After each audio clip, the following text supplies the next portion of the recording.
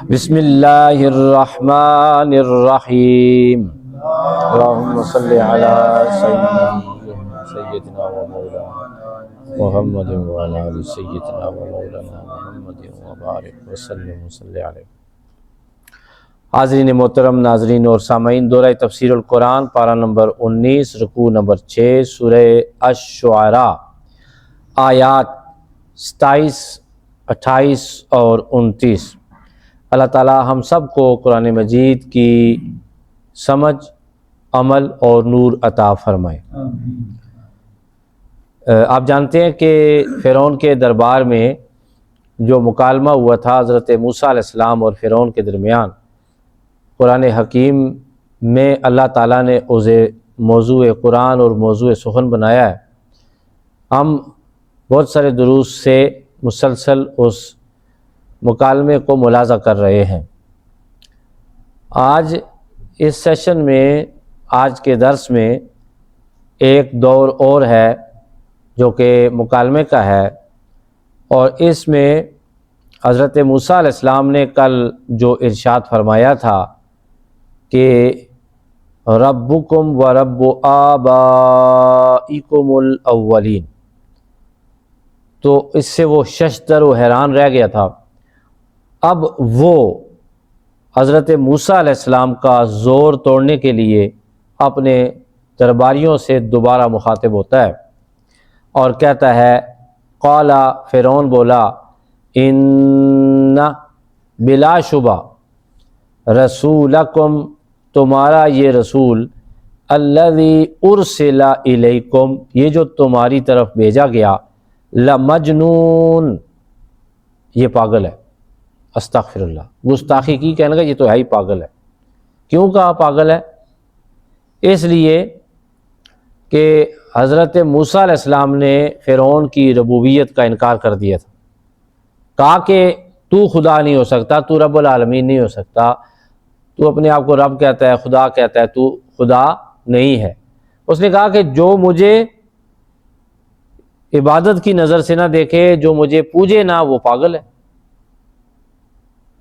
تو اب حضرت موسیٰ علیہ السلام نے اس کا جملہ سن کر غصہ نہیں فرمایا،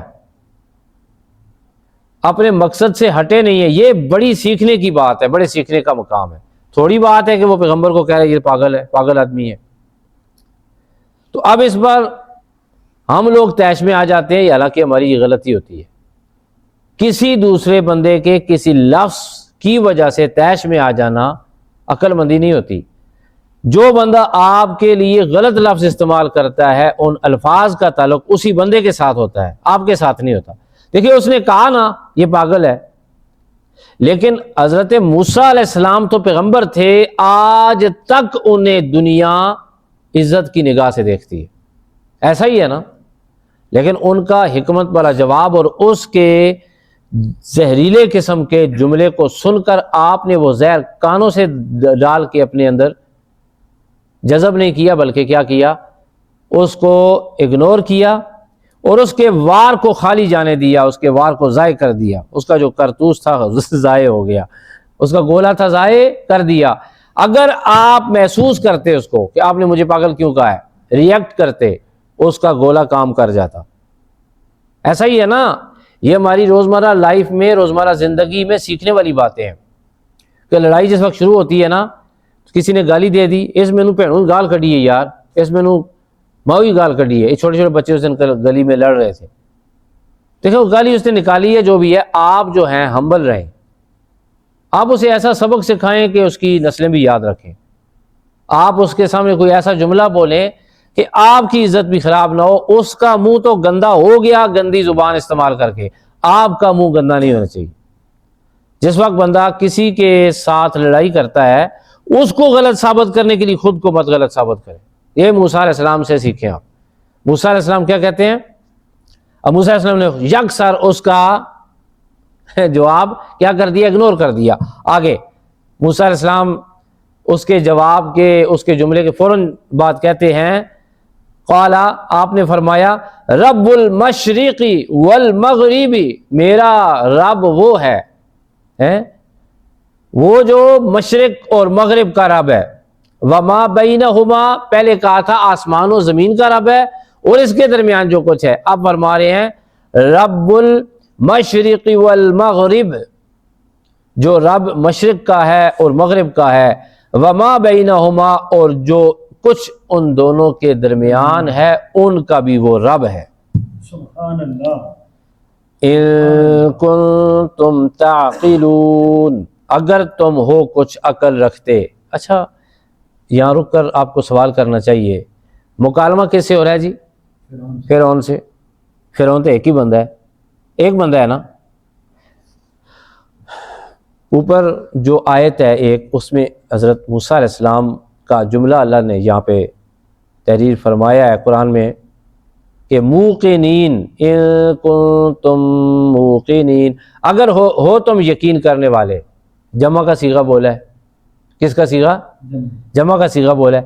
یہاں پر بھی حضرت موسیٰ علیہ السلام ارشاد فرما رہے ہیں ان کنتم تعقلون، جمع کا صیغہ بولا ہے۔ کیوں؟ میسج درباریوں کو جا رہا تھا۔ آپ صرف فرعون سے، وہ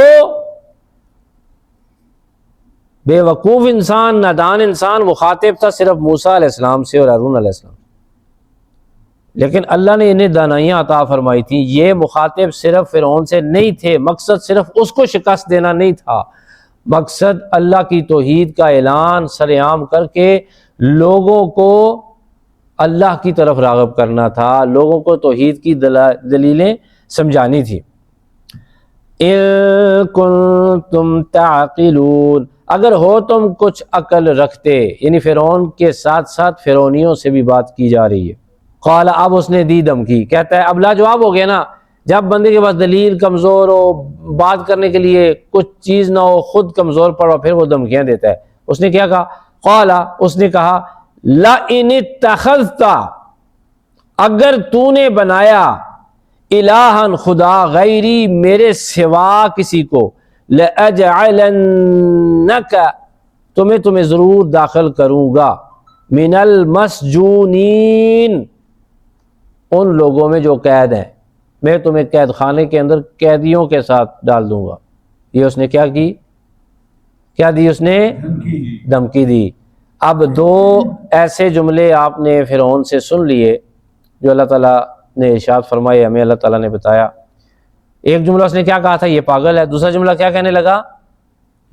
میں قیدیوں میں ڈال دوں۔ وہ یہی کر سکتا تھا۔ پھر حضرت موسیٰ علیہ السلام اس کو اپنے معجزے کی طرف لے کے آئے، جو کہ اگلے درس کا حصہ ہے۔ انشاءاللہ تعالیٰ اگلا درس آپ ضرور سنیے گا، اس میں بھی بہت دلچسپ مکالمہ ہے، اور ہمارا 6 نمبر رکوع یہاں پہ اگلے درس میں ختم ہونے والا ہے۔ اللہ تعالیٰ ہم سب کو قرآن کی روشنی عطا فرمائے۔ وآخر دعوانا ان الحمد للہ رب العالمین۔